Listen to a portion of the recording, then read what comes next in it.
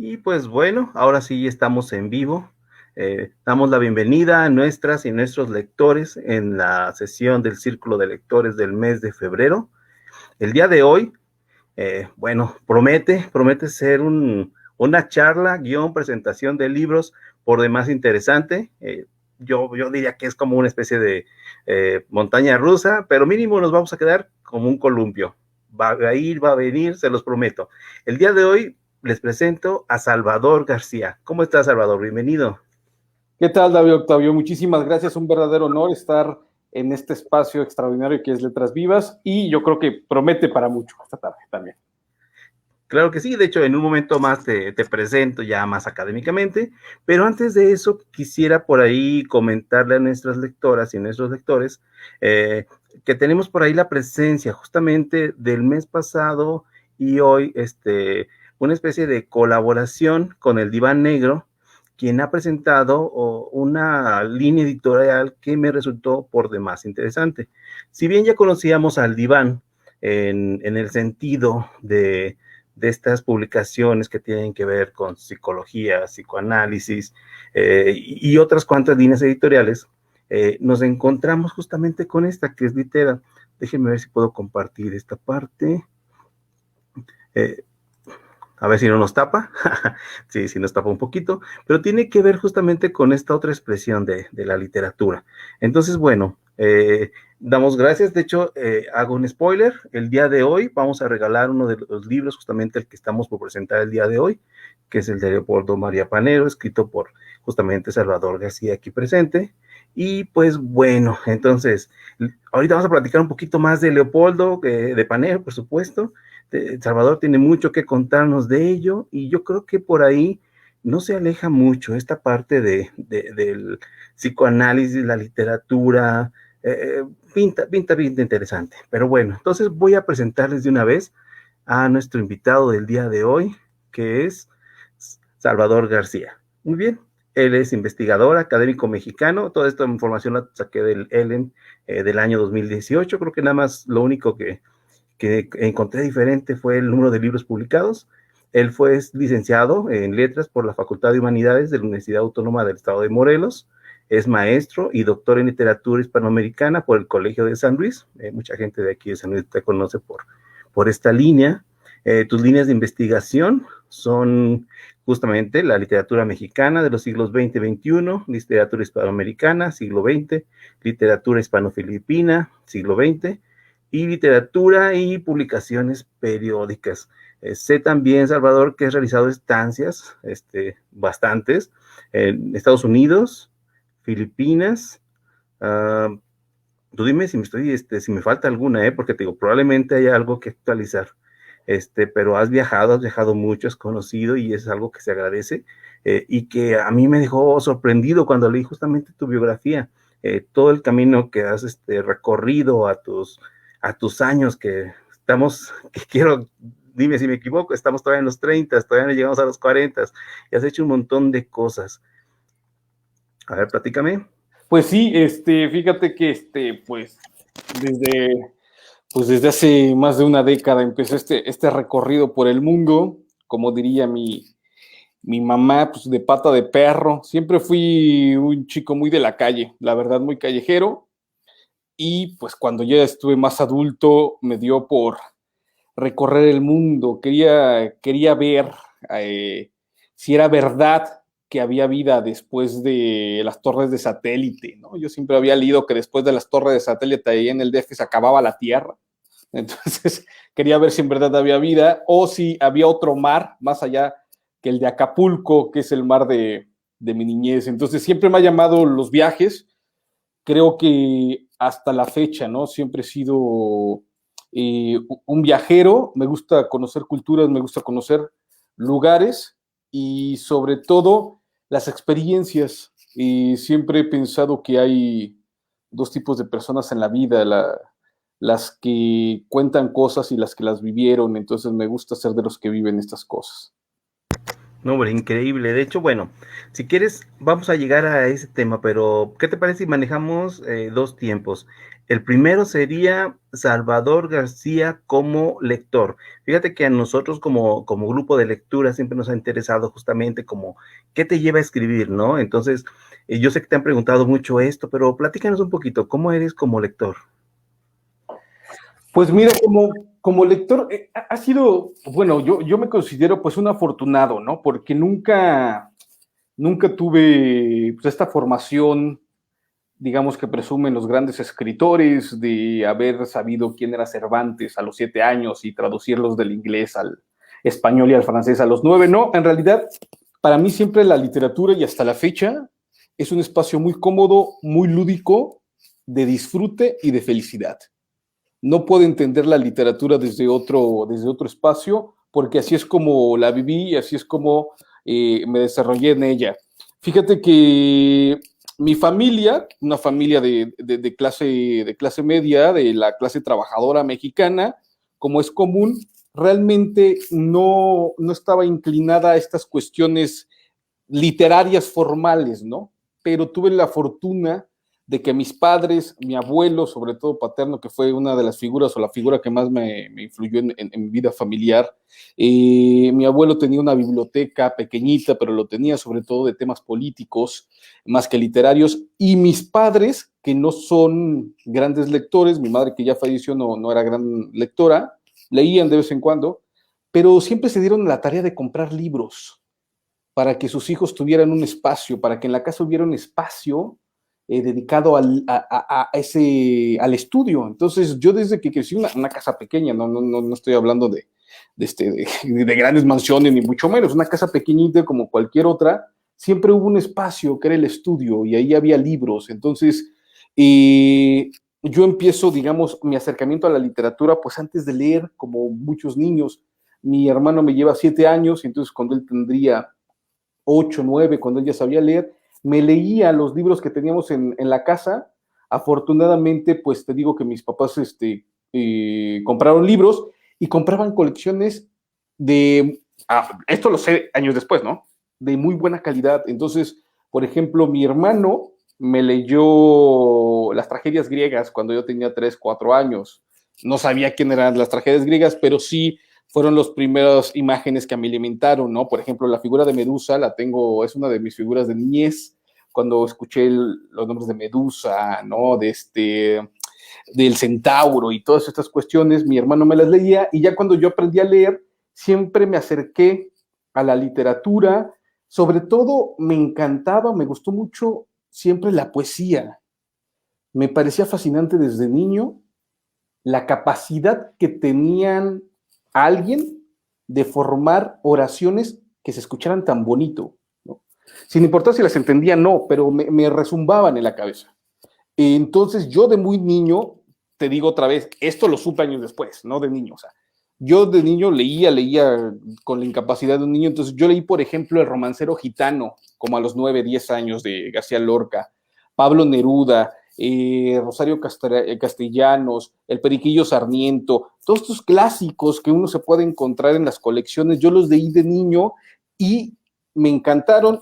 En ese mismo proceso ya empecé a escribir también, pues imitando, ¿no? Tratando de imitar esos sonidos que yo veía en las letras y la primera vez, digamos, el primer acercamiento formal que tengo ya con la literatura consciente es hasta la preparatoria, cuando afortunadamente tuve maestras muy importantes, una maestra que tenía que publicaba en periódicos nacionales y era autora, entonces nos dio muy buenas, Elizabeth Romo se llama, y nos dio muy buenas clases, y ella nos empieza a contar de toda la tradición poética, y ahí me doy cuenta de que mis lecturas eran parte del canon literario, en castellano sobre todo, y ahí empieza una conciencia de lo que es la literatura, pero creo que ese espacio de la literatura pues de felicidad, de dicha, de compartir, es donde a mí me gusta ubicar a la literatura, ¿no? Y cuando uno va creciendo en estos ambientes, te vas dando cuenta, pues, de que hay muchas personalidades mezquinas, que es muy fácil entrar también en el juego de el circuito literario, ¿no? de creer que lo más importante es ganar premios, ganar becas, que la gente te conozca, publicar en ciertas editoriales. Y al mismo tiempo eso es interesante porque te vas llenando de muchas envidias, ¿no? Y muchas amarguras porque ya tus compañeros de universidad ganaron premios o ya tu compañera del taller se ganó una beca internacional y tú no has hecho nada. Y entonces, lo que yo pienso ahora es que vivimos en una especie de este ambiente literario en donde todos están contra todos o hay mezquindades o no sé qué. Cuando he estado en esos sitios y me he comportado igual, le he pasado muy mal, porque la literatura se convierte en algo que no conozco. Y siempre trato de alejarme y regresar a esto, que fue lo que yo conocí la literatura, ¿no? Para mí la literatura es un espacio de dicha, de felicidad, y caramba, tener la fortuna de poder dedicarme a esto en un momento, primero que nada, donde la literatura no sirve para nada, donde las humanidades son despreciadas, híjole, para mí es una gran fortuna. Y más ahora, ahora sí, en momentos de apocalipsis zombie, pues aún más. Y que un libro mío le llame la atención a editores, ¿no? En una editorial tan interesante, tan seria, con millones de proyectos como es el Diván Negro, y que Samuel me hable en plena pandemia y que me diga, oye, quiero publicar tu panero en mi editorial, y que me diga, bueno, yo le pregunté, bueno, ¿cuándo? ¿Dentro de 2 años, 3? No, ahorita, y esto era en plena pandemia, entonces caramba, pues eso me hace alimentarme desde esta perspectiva y volver a ese espacio que para mí significa la felicidad, ¿no? Te digo, un lugar de paz, de dicha, de felicidad y sobre todo de compartir con la gente que quieres, con la gente que admiras y establecer redes de amistad, como ahora lo he podido establecer con el equipo del Diván Negro, que me ha llevado a conocer y estar en espacios pues también bastante agradables y del cual me siento honor, como este espacio tuyo de Letras Vivas. Genial, genial.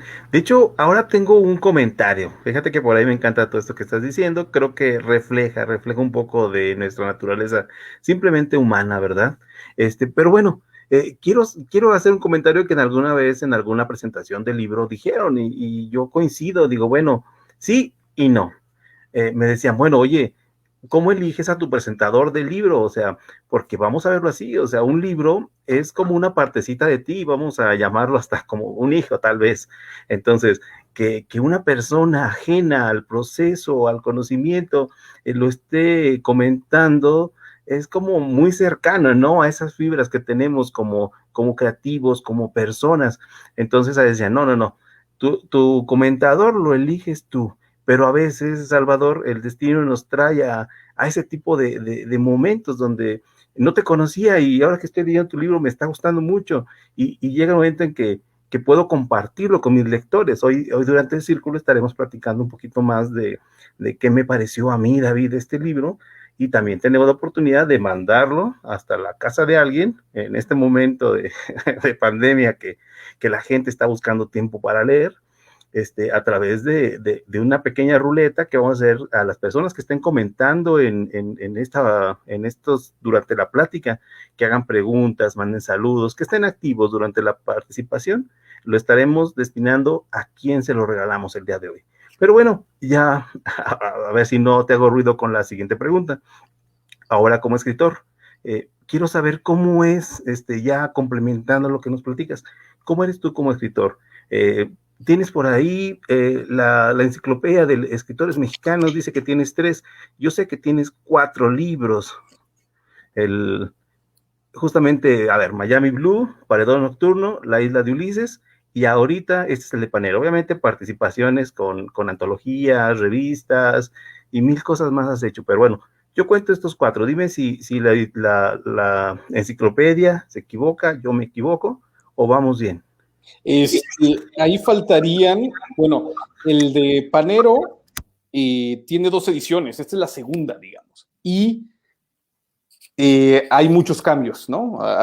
Digamos que son 2 libros que dialogan, pero no es el mismo como tal, ¿no? Entonces sería el quinto, y tengo 2 ediciones críticas, que es el de Antonio M. Abad, que es el que hice en Filipinas, que es El Campeón, y otro libro que es extraordinario y para la gente que se dedica a la investigación literaria, yo creo que les puede servir mucho, que es La Bohemia de la Muerte, de Julio Sesto.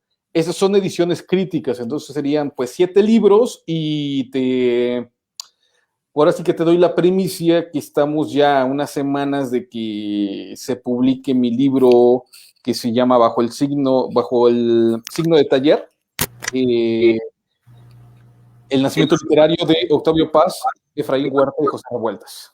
Ya, los del 14, la generación del 14, ¿verdad? Exacto.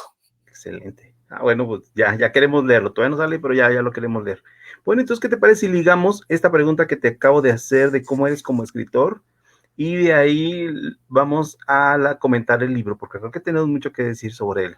Perfecto. Adelante. Sí. Adelante, ¿cómo eres como escritor? ¿Cómo eres? Ahí me quedé esperando. No, perdón. Mira, como escritor, siento que me he ido formando de diferentes aristas, ¿no? Yo empecé a escribir, te digo, ya bastante formal a los 17, 18 años, cuando entro al taller literario de Luis Francisco Acosta, que fue el primer escritor que me abrió las puertas de su taller. Posteriormente, aquí en Cuernavaca hay una gran tradición de talleres literarios. Tuve la fortuna en algún momento también de tallerear con Paco Rebolledo, otro gran escritor, con Javier Sicilia, que es un gran escritor y que ahora tengo la fortuna y el honor de poder llamar amigo. Entonces ya empecé, digamos, a experimentar. Y mi primer libro fue un libro de poesía. La poesía es como la musa bella que todos queremos conquistar cuando empezamos a escribir, pero también tienes que ser muy reflexivo contigo y muy honesto contigo para darte cuenta que esa musa, que ese proceso no solamente, solamente elige a algunos. Y a pesar de que yo empecé por la poesía, mi primer libro es de poesía, pues realmente no era poeta, no, me faltaba mucho. Dejé la poesía y al mismo tiempo que yo estaba publicando mi primer libro, yo trabajaba como corrector de estilo y periodista en La Jornada, en el periódico La Jornada Morelos. También ahí, pues, pulí mi pluma. Un gran amigo, que ahora también tengo la fortuna de llamar amigo, investigador, catedrático, periodista, él mismo, Jaime Luis Brito, me dio la oportunidad de tener una columna en La Jornada. A mis 19 años es imposible o casi imposible que te abran las puertas de un periódico para tener una columna tan joven. Los columnistas casi siempre pues son no solamente los más sabios de la tribu periodística, sino también son aquellos que ya han pulido una pluma, ya tienen una esencia muy, muy reconocida. A mí me dio la oportunidad Jaime Luis Brito y casi por 10 años mantuve esa columna domingo a domingo. Por tanto, me dio la oportunidad de ir afilando mi pluma. Entonces vas haciendo todo un proceso como escritor. Es decir, en el periodismo no existe la inspiración. Y si existe, pues la mandas por cigarro y por café, ¿no? Para que no te esté interrumpiendo porque necesitas el texto. Entonces, escribir, sentarte a escribir y saber que no importa qué pasa a tu alrededor, o sea, no importa desde cómo te sientes o cómo estás, o si ese día no apareciste... no amaneciste inspirado, pero al mismo tiempo estar escribiendo mientras estás en una sala de redacción, donde ahí gente está hablando por teléfono, el otro está escuchando música, aquel está escribiendo súper duro, y pasan y salen. En esa selva uno aprende a escribir.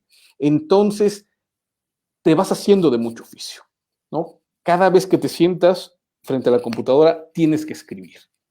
No importa las circunstancias. Entonces, esto me dio herramientas que después yo las enfoqué ya a mi proceso como investigador. Yo empiezo la maestría a los 27 años en el Colegio de San Luis y posteriormente voy a hacer el doctorado ahí mismo en el Colegio de San Luis y me enfoqué a la investigación. Me enfoqué durísimo.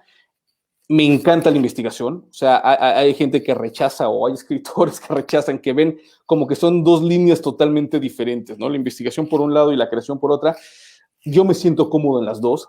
Me gusta muchísimo la investigación, incluso he descubierto estas zonas oscuras que en la creación no las puedes hallar, que es, por ejemplo, la manera de organizar los documentos para establecer un discurso coherente cuando tienes que llevar a cabo un libro, ¿no? Entonces, esta cuestión de investigación me encanta. Por ejemplo, el libro que te contaba de Antonio M. Abad, que yo creo que, bueno, desde antes había hecho ya la tesis de maestría, pero estaba todavía afilando mis herramientas. Cuando me fui a Filipinas y tuve que escribir la vida y la obra de un personaje desde cero, es decir, meterme a su archivo, meterme a reconstruir un personaje desde los libros que leía, desde los libros que escribió, desde las cartas que enviaba a todo el mundo, y de repente encontrarte con una masa de documentos y decir, bueno,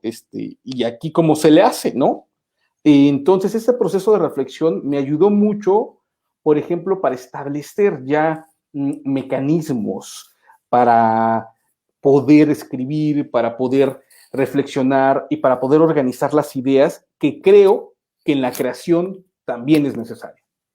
Entonces, posteriormente, cuando acabo ya el doctorado, que el libro que te cuento de Octavio Paz es el resultado de la tesis que hice de doctorado, convertida en libro, por supuesto, pude abandonar un poco la cuestión de investigación y me metí en la creación, y es cuando explota todo, ¿no? Entonces empieza Panero, Miami Blue, por ahí tengo un libro de fútbol que espero que este año salga, el libro de Octavio Paz, o sea, porque traigo esta dinámica ya de escribir, y entonces pues ya no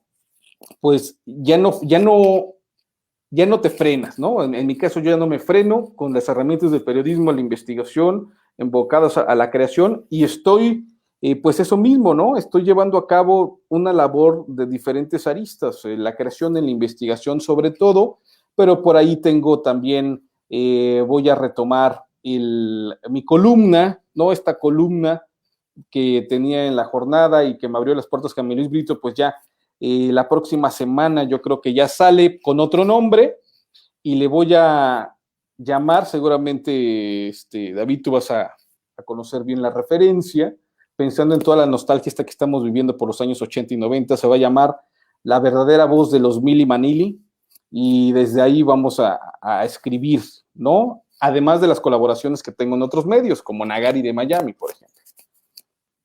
Excelente. A ver, Salvador, podríamos aprovechar para que veas los saludos que nuestros lectoras y lectores están enviando.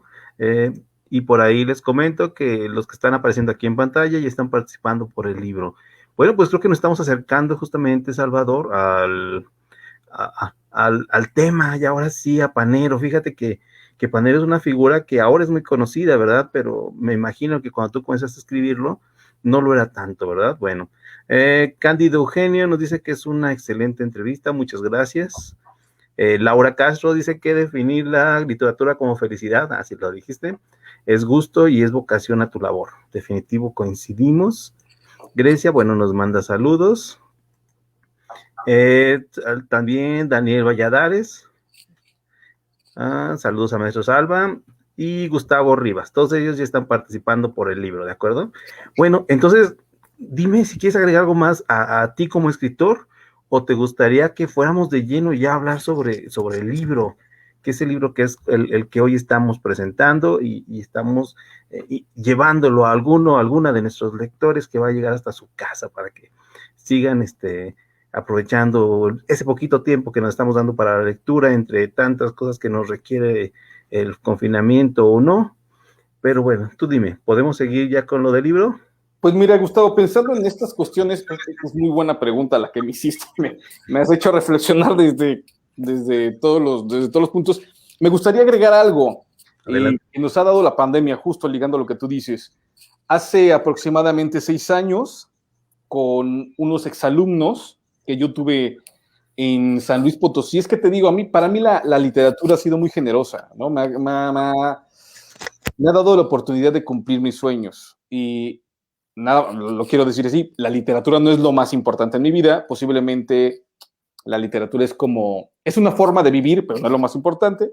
Está como en el número 300 de lo que mis prioridades en la vida, ¿no? Ahora que la salud se ha vuelto una prioridad. Pero es una forma de vivir, es la forma de vivir que me encanta y me ha dado muchísimo. Y por ejemplo, yo cuando llegué a San Luis Potosí, uno de los primeros lugares que conocí fue el Centro de las Artes, que me pareció alucinante. Y cuando entré ahí dije, qué bello sería poder trabajar en este lugar. Afortunadamente, David Ortiz Celestino me consigue una entrevista, el poeta Castro, Saúl Castro, me da la oportunidad de dar ahí unas clases y posteriormente yo planteo la posibilidad de hacer algo que creo que carecía las exigencias del centro, ¿no? Un taller para gente, no que escribiera, sino que quisiera escribir, que era diferente, porque también San Luis Potosí, pues hay, bueno, pues el taller de David Ojeda, nada más y nada menos, ¿no? Entonces hay instituciones tremendas, gigantes en San Luis Potosí, con talleres, pero sí yo veía esa carencia, o sea, donde gente, no importara la edad, empezar a escribir, quisiera ser escritor. Entonces, abrí ese taller y tuve una respuesta tremenda y afortunadamente, así como yo lo hice con mis maestros, la gente que se acercó ahí, que aguantó año y medio, pues nos hicimos grandes amigos y en la pandemia quisimos retomar ese taller y ahora con pues con el gran éxito ya tengo 2 talleres en realidad que se dan en línea por si alguien tiene la curiosidad de escribir. Por supuesto, el taller, digamos, el taller A, que estos eran la gente que estaba empezando a escribir en 2015, 2014, 2016 en San Luis Potosí, ahorita ya son escritores tremendos, ¿no? O sea, ya están en otro nivel y el taller está buenísimo. Y el taller B, aunque todavía hay chicos que empiezan a escribir, también hay gente muy poderosa, hay voces tremendas, y la verdad que eso es una de las cuestiones que me hace también muy feliz, ¿no? Poder estar del otro lado de lo que yo siempre, en lo que yo siempre me desarrollé como escritor, ¿no? Así como yo fui alumno y estuve en estos espacios geniales, ahora me toca estar del otro lado, estar coordinando estos talleres y los resultados de verdad, y son sorprendentes, ¿no? Es pues, otro gramo de felicidad que me ha dado la literatura, poder compartir cada 2 veces por semana con gente que aprecio mucho, que admiro mucho y que están desarrollando sus habilidades literarias de una manera muy destacada. Entonces, pues sería eso la otra cuestión la otra línea de como yo como escritor, ¿no? La de formador, como profesor, ¿no? Que me encanta la docencia. Excelente. Bueno, San Luis Potosí se caracteriza y, bueno, al menos lo que hemos visto es en plumas, sobre todo en poesía. Creo que por ahí hemos encontrado muchos talentos y siguen, ¿eh? No, nada los detiene. Inclusive esta parte de la formación siempre me ha interesado mucho y creo que he dado muy, muy buenas respuestas. Excelente. Bueno, si quieres también compartir información acerca de cómo contactarte, que es uno de los puntos que para mí es muy importante, que tú como escritor tengas la oportunidad de acercarte al lector, de que te pregunten, de que se acerquen. Por lo pronto estoy compartiendo aquí los links para que vean la página de la editorial. Ahí van a encontrar tu libro y otros libros de la editorial.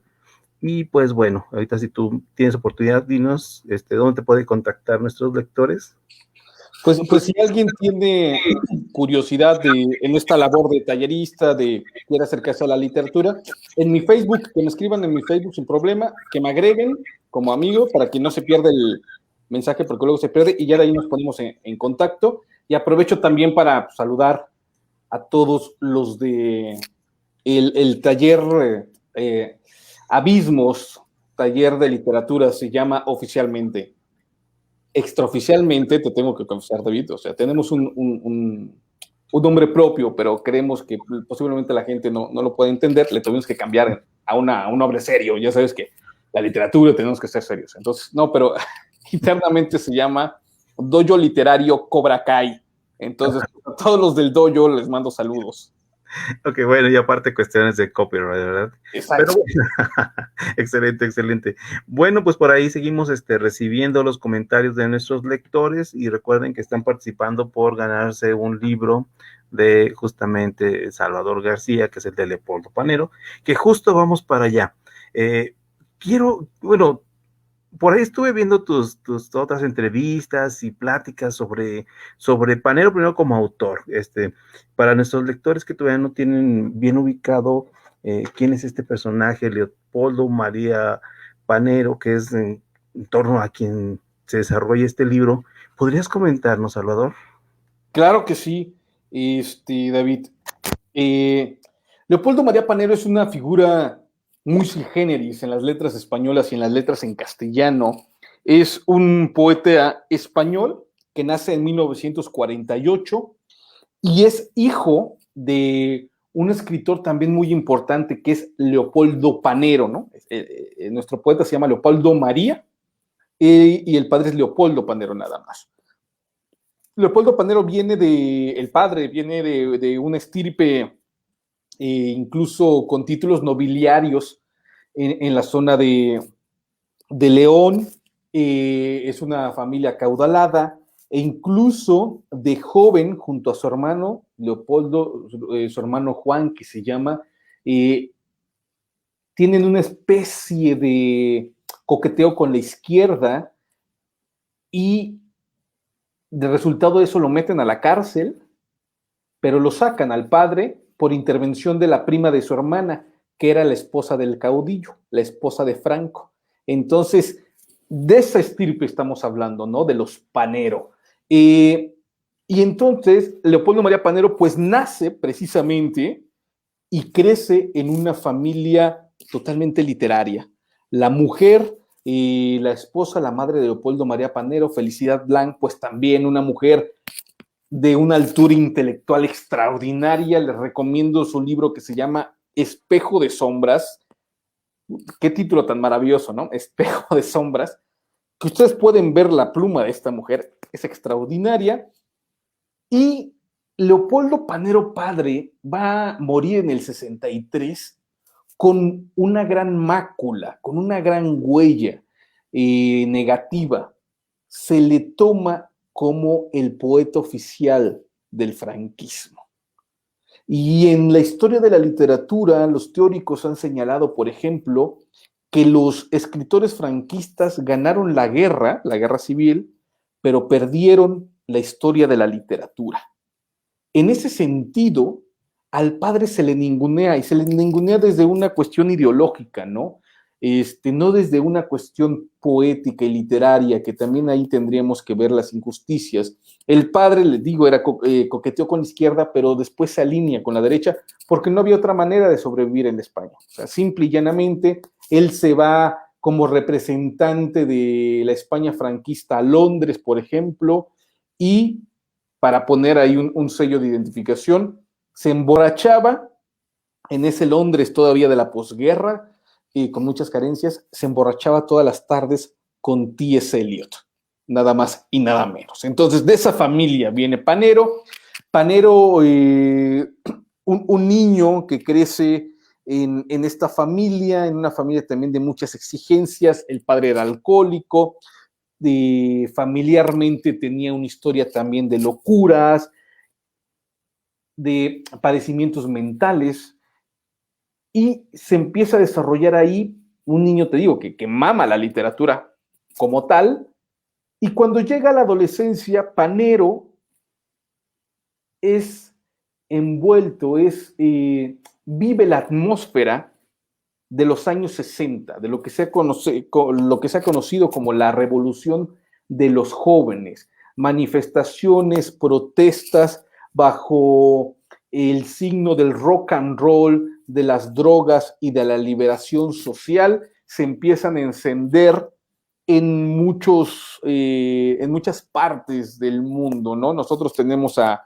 a nuestro 2 de octubre, por ejemplo, aquí en México, que es parte de esa corriente, Estados Unidos, las protestas contra la guerra de Vietnam, en Europa también hay un gran movimiento en contra de Franco. Entonces ahí está Panero explorando con drogas, explorando con alcohol, con una sensibilidad a flor de piel, un poeta, él nace poeta, y también con problemas de depresión que le empiezan a susurrar en el oído. Y entonces, en 1971, cuando se publica su primer libro, también se da su primer intento de suicidio.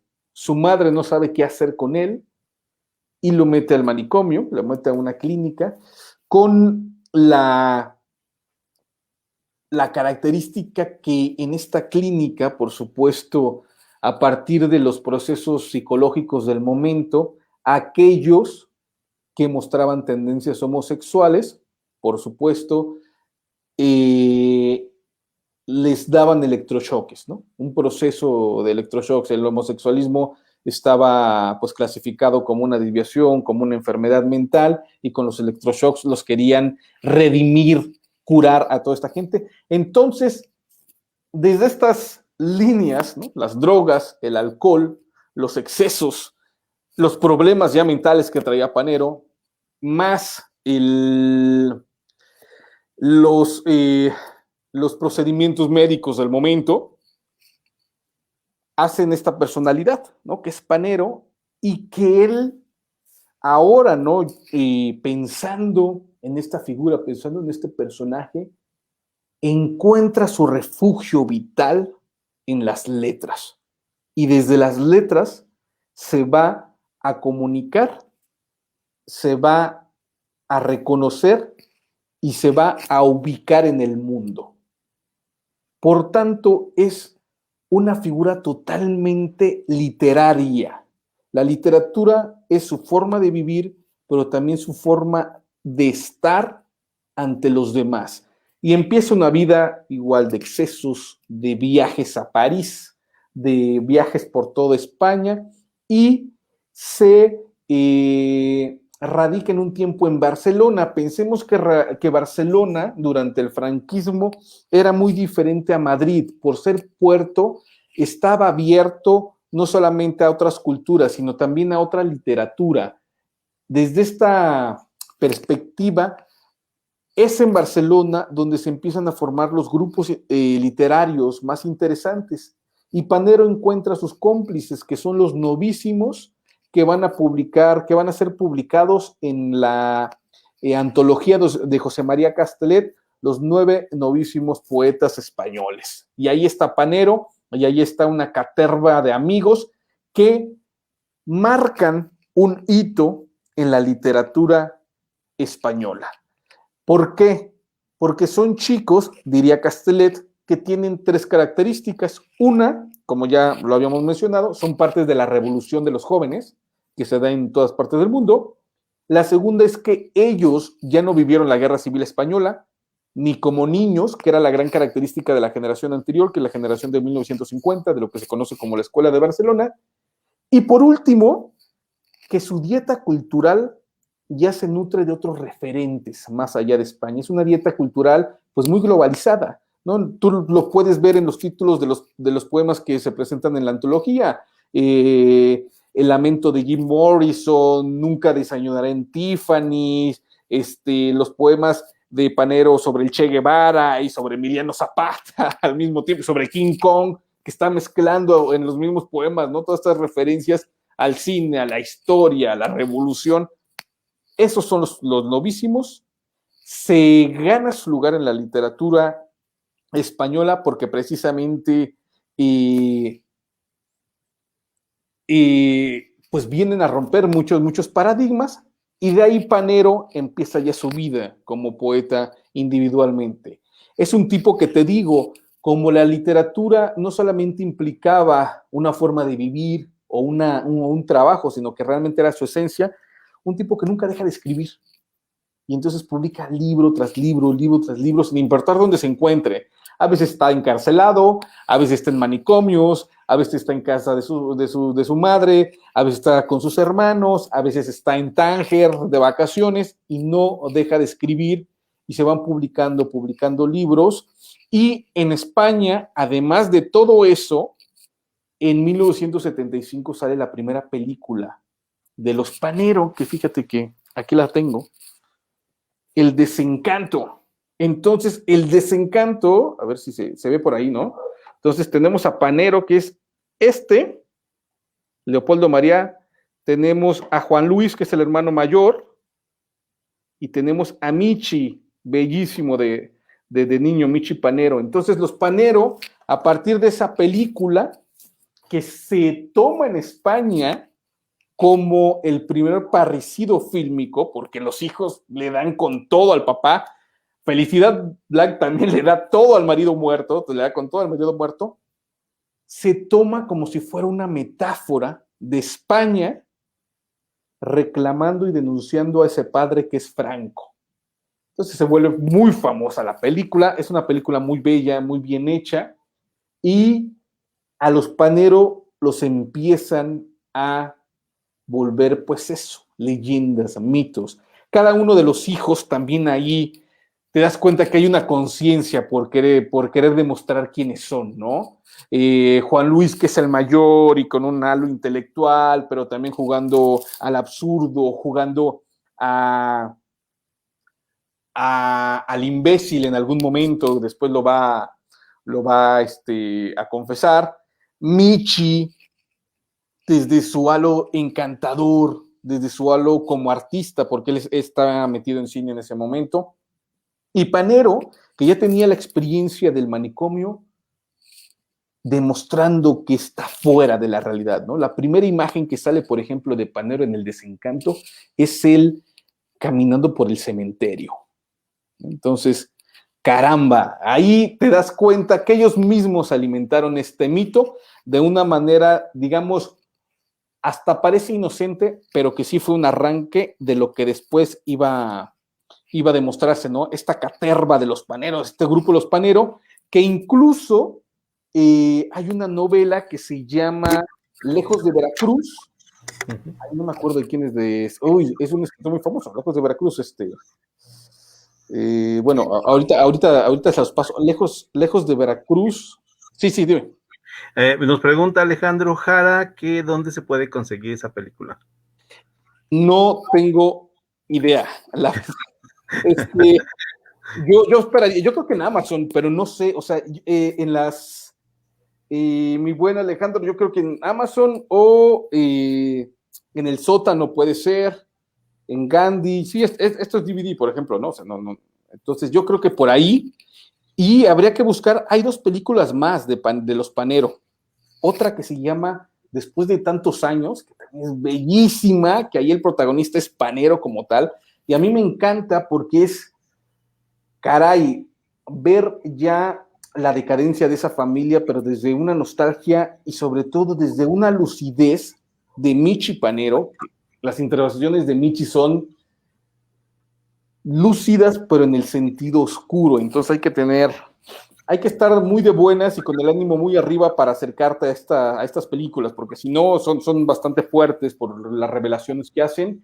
Y la última, que se llama Los Abanicos de la Muerte, que es muy interesante porque lo que hace esta película es darle la voz al protagonista excluido de todas las demás, que es Leopoldo Panero, que empieza con un poema de Leopoldo Panero. Leopoldo Panero era grande, muy grande como poeta, y qué bueno que desde hace ya varios años se está rescatando su figura desde la parte literaria, no más allá de las cuestiones políticas.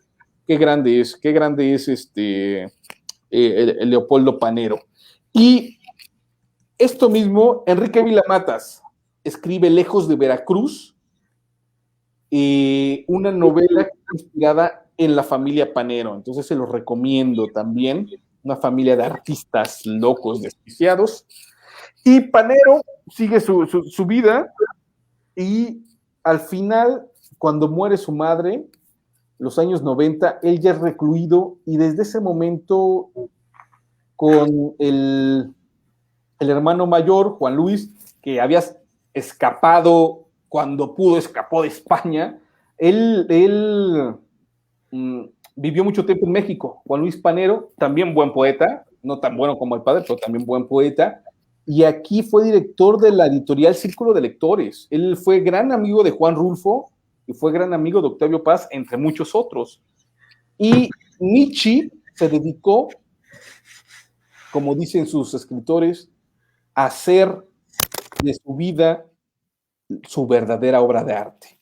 Rechazó escribir, rechazó convertirse en director de cine profesional, porque sí tiene intervenciones en el cine, y se dedicó a eso. Su vida era su gran obra de arte, y como buen artista, era una obra bastante decadente, ¿no? Entonces al final de su vida termina pues muy mal Michi viviendo en la casa familiar, con trastes sucios, con una perra que cagaba por todos lados y él medio desnudo ahí, después de una vida, les digo, también de excesos y también de mucho lucimiento. Michi Panero, como se ve en la fotografía, un niño hermoso, crece, se convierte en un Don Juan, se casa con, me parece que con alguna presentadora de televisión o alguna Miss Universo española, eso, ¿no?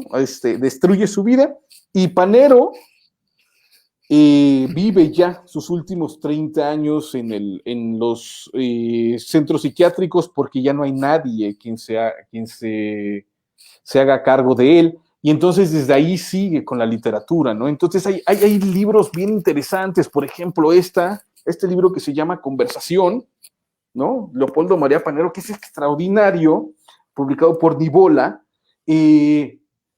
Panero, uno de sus referentes literarios es James Matthew Barrie y también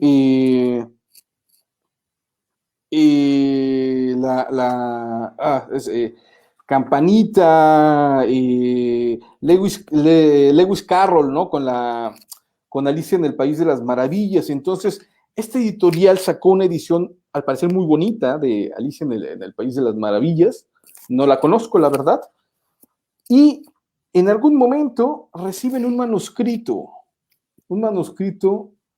de Leopoldo María Panero diciendo, me gustó su trabajo, les regalo este libro, publíquenlo. Entonces los editores se volvieron locos, no sabían qué hacer, más allá de publicarlo, por supuesto, y lo que deciden para presentar el libro, dicen, es que tenemos que presentar a los lectores tal y como él nos los mandó. Y entonces hacen una reproducción del manuscrito original de Panero. Entonces, aquí, a ver si se ve, es la máquina de escribir. Es la máquina de escribir con tachones, ¿no? Las X y todo este asunto. Entonces, esas cosas pasan con Panero. Y Panero se vuelve un escritor de culto por dos cuestiones. La primera es porque su poesía es muy, muy, muy dura. O sea, no es para toda la gente. No es un poema, no es un poeta que lo puedas poner en unas clases de preparatoria, por ejemplo. De universidad sí, pero para gente que se esté dedicando a la literatura, no es para todos, ¿no? Y la otra es porque Panero salía de lo que hoy se conoce pues como el mercado de la literatura, ¿no? O para decirlo en palabras de Vargas Llosa, Panero no encajaba en en el show de la literatura posmoderna.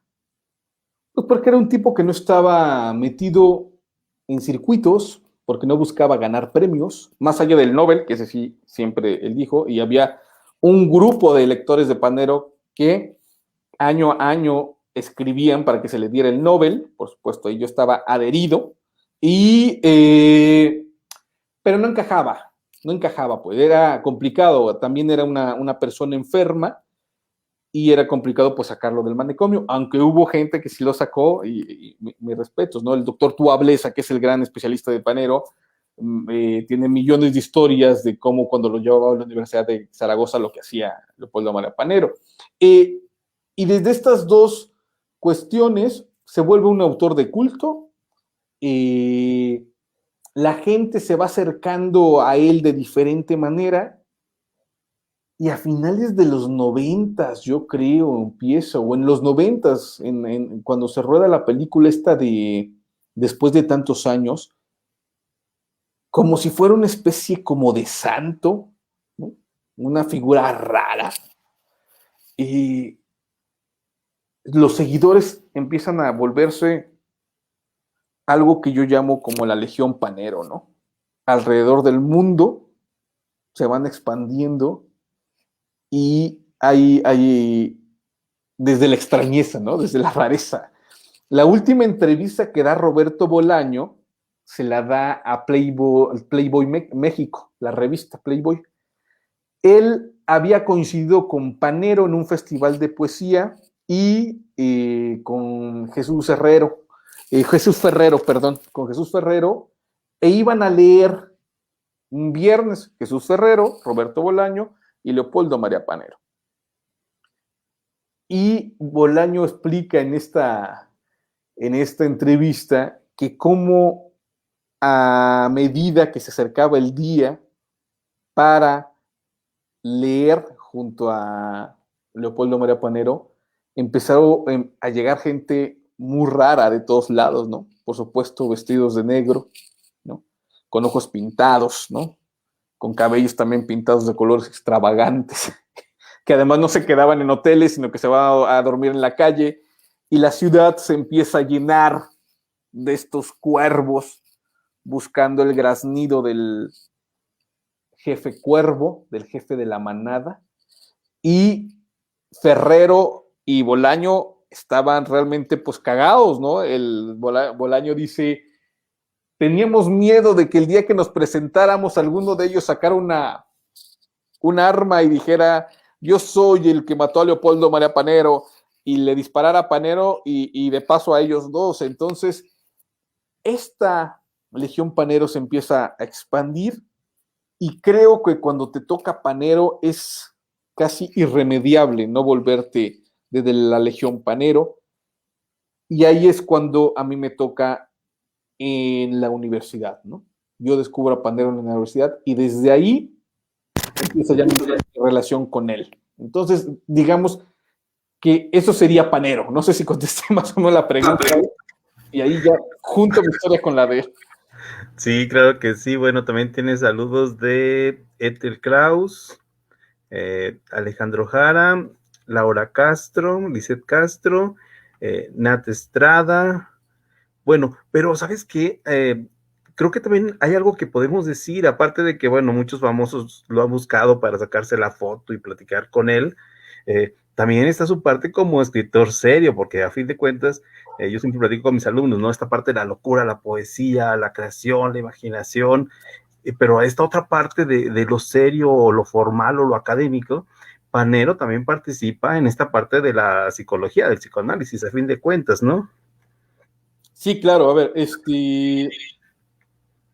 Panero, como habíamos dicho, la familia de la que crece, a final de cuentas, es una familia literaria. O sea, cuando él debuta como poeta a los 22 años, tiene millones de lecturas, no de poesía, de novela, de historia, de psicoanálisis, de física, porque también en algún momento le gustó la ciencia, y esta es la cuestión de la que yo me agarro también ahí de mi libro, también de literatura, de metafísica, ¿no? De ciencias ocultas. O sea, el tipo es una biblioteca.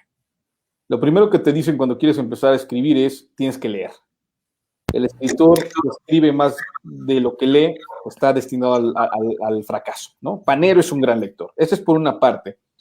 Y la segunda es que él sabe muy bien cómo construir una literatura o un discurso que les pueda debatir a los discursos dominantes. En ese sentido es por donde van sus ensayos psiquiátricos. Tiene un libro de ensayos precioso que se llama Y la luz no es nuestra, en donde analiza diferentes aspectos, desde la psiquiatría hasta la represión de las dictaduras y desde la literatura hasta la música de rock, por ejemplo. Entonces, ahí está ese escritor, ¿no? Que sí se le puede llamar serio, pero yo creo que es el mismo, ¿no? O sea, es el mismo, no hay como extremos, es el mismo con diferentes caras, a final de cuentas. Y también eso te demuestra la maestría del personaje, ¿no? Que te puede decir, mira, yo puedo escribir poemas durísimos, poemas del absurdo, porque tiene muchos poemas del absurdo, puedo escribir creación también, y puedo escribir también ensayos, y algunos de sus ensayos se publican, y eso es bien interesante, en revistas académicas de psiquiatría, ¿no? El sujeto psicoanalizado está escribiendo en contra del sistema que a él lo está psicoanalizando para decir, están mal, no entienden lo que es la locura. Y les voy a decir por qué, desde un discurso bien argumentado, o sea, ya nos dirán, ¿no? Los especialistas de qué va esto, pero por lo menos es interesante. No, está genial. A mí por ahí escuché a Panero decir, ¿no? Que no estaba loco y que no le digan loco, que él ya explicó eso. Y la otra, que tampoco lo llamen poeta maldito, que a fin de cuentas él no coincidía con esas descripciones y que aunque muchos de ellos los leía, pues no se consideraba uno. Que bueno, que yo creo que es un requisito, ¿no? Que te consideres no un poeta maldito para que te pongan en esa categoría. Pero ¿sabes qué, Salvador? Estamos olvidando, creo que entre la emoción de todo lo que es la figura de Panero, el subtítulo, que es esta parte de las máscaras del tarot, que creo que a fin de cuentas es la estructura que se le da al libro y que es importante para nuestros lectores que conozcan para, estoy seguro que muchos ya lo quieren leer, y la persona que se lo va a ganar y los que lo vayan a conseguir a través del diván, ¿nos puedes platicar esta parte del tarot? Creo que es clave. Bueno, es clave, definitivamente. Sí. Está buenísimo el libro, déjeme hacerle gracias. Cómprenme el diván negro, es buenísimo. No, porque además quiero decir algo que siempre lo repito, pero no voy a cansar. Es un libro bellísimo. Como objeto, caray, o sea, el equipo del diván negro, comandado por Samuel Hernández, se rifó. Es un libro precioso, precioso de verdad. Yo estoy súper encantado, porque además pudimos meter estas fotografías. Por ejemplo, esta es una de las fotografías que yo le tomé a Panero cuando lo fui a ver al manicomio. Allá estamos afuera del manicomio. Toda la gente me pregunta, ¿y cómo te dejaron salir? Pues no sé, pero afortunadamente sí. Y además, aquí está leyendo, no sé, creo que nunca lo he comentado.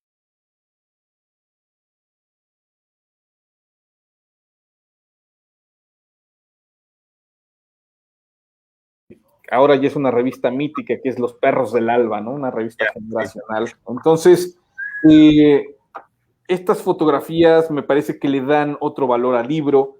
Aquí está otra fotografía, aquí es dentro del psiquiátrico.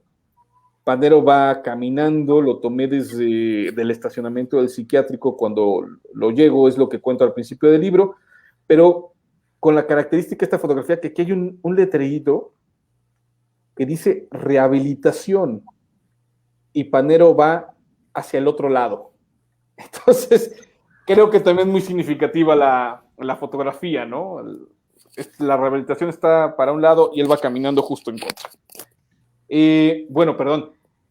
Las máscaras del tarot, ¿no? El libro, compren el libro, les aseguro que no los va a decepcionar, en serio. Yo no sé si sea buen libro o sea malo, cada uno lo va a leer y a decidir, pero que va a hacer algo interesante, se los aseguro, ¿no? Entonces, las máscaras del tarot, ¿por qué las máscaras del tarot? Mira, Panero tiene este libro que es El tarot del inconsciente anónimo, que además de un libro, este es un libro precioso también, ¿no? Que además de este libro, trae un tarot, ¿no? En donde se puede jugar ahí con el tarot, con los arcanos mayores. Entonces, yo cuando leí este libro, me pareció muy interesante ver desde dónde leía Panero el tarot. Entonces, Panero leía el tarot, y eso viene en el libro, desde tres vertientes. El primero era la literaria. A cada arcano mayor le hace un poema. La segunda es digamos, la mística o la mítica, ¿no? ¿Qué tiene que ver ese arcano según la literatura, las ciencias ocultas, ¿no? O el misticismo, las esencias, ¿no? Y el tercero, o sea, la cuestión adivinatoria, digamos, ¿no? Y la tercera línea es la psiquiátrica. Y él se basa en los estudios o las propuestas de Jung de poder llevar a cabo un psicoanálisis a partir de los arcanos mayores del tarot, ¿no? Y entonces, como ustedes saben, ¿no? Esta propuesta es que el sujeto psicoanalizado, el héroe, que le llama Jung, comienza un viaje mítico por cada uno de los arcanos hasta llegar al autoconocimiento o a la realización, que es donde el consciente y el consciente y el subconsciente se unen y automáticamente se cura, se reconoce este héroe. Y acaba ahí el psicoanálisis, ¿no? Ese viaje psicoanalítico. Y me gustó mucho esa idea. Y entonces me propuse escribir un libro en donde no solamente diera cuenta de quién es Panero, porque este libro también el otro objetivo es presentarlo ante México, ¿no? No hay ningún libro de un mexicano que hable sobre Leopoldo María Panero. Hay artículos, sí, por supuesto, hay textos académicos. La investigadora Marina Ruiz de Puebla tiene una tesis extraordinaria sobre Panero. Si les interesa leer académicamente un texto, me parece que ese es el texto académico que hay que leer aquí en México. Pero no había este libro, ¿no? No había este libro de presentación, digamos. Y por una parte me enfoqué a hacer este libro de presentación y la otra, me gustó esta idea de hacer un psicoanálisis para presentar a Panero. Cada capítulo un arcano mayor y relacionar su vida y su obra con ese arcano. Y entonces, estructuralmente el libro es un vitral, es un tarot, es un vitral. Tú puedes ver el tarot así. Y cuando lo terminas de leer, tienes ya la imagen completa de lo que es Panero. Tanto su vida como su obra y sus obsesiones, a partir de los arcanos mayores del tarot. Esa es la idea primigenia del libro. Yo soy ensayista, me considero ensayista antes que narrador, y me gustan los libros que en sí mismos, ya en su proceso, los libros ensayísticos ya estén proponiendo una forma de lectura, un discurso específico, y quería hacer este tipo de libro. Y la verdad que yo sí, como escritor, estoy muy feliz con este libro. Hay carencias, siempre hay carencias, me faltaron decir cosas, siempre hacen falta decir cosas. ¿Y se pueden mejorar algunos capítulos? Por supuesto que sí, pero estoy conforme con este libro, porque además tampoco fue un proceso fácil. Desde que lo pensé, que empezó o desde que empezó la obsesión de Panero, que fue por ahí del 2002, 2003, yo me titulé de licenciatura con una tesis sobre el primer poemario de Panero, hasta que logré darle el punto final y que se imprimiera por primera vez. Estamos hablando de 2003 a 2016. Y en medio, en 2012, está el viaje que yo hago a España, a Las Palmas de la Gran Canaria, para conocerlo. Y la entrevista que yo le hago es el prólogo a este libro, que creo que viene ya a cerrar todo el ciclo, ¿no? De lo que buscaba con el ensayo. Entonces, eso sería, David. Excelente. Pues bueno, Salvador, se nos está acabando el tiempo. ¿Te parece si de una vez hacemos la rifa? Vamos a saber de una vez quién se gana el libro, ya que decidamos quién, cuando salga en la ruleta, quién se lo ganó, nos ponemos de acuerdo para ver cómo se lo mandamos hasta la puerta de su casa, ¿de acuerdo? Entonces, si estás de acuerdo, vamos a utilizar esta herramienta. Están participando, como aquí, no sé si alcanza a ver, Cándido Aguilar, Laura Castro, Grecia Díaz, Daniel Valladares, Gustavo Rivas, María Rendón, Liz Castro, Alejandro Jara, Etel Castro, Nats Estrada, Marta Ambriz y Julián Mitre. Son los que alcanzo aquí a visualizar. ¿Estás de acuerdo que al primero que salga de los nombres sea el ganador, Salvador? Me parece perfecto, David. Muy bien. Muy bien, entonces no se diga más, que lo decida la suerte. Estoy seguro que todos van a estar muy contentos por el que se lo gane y va. Un solo tiro, un solo ganador, ganadora.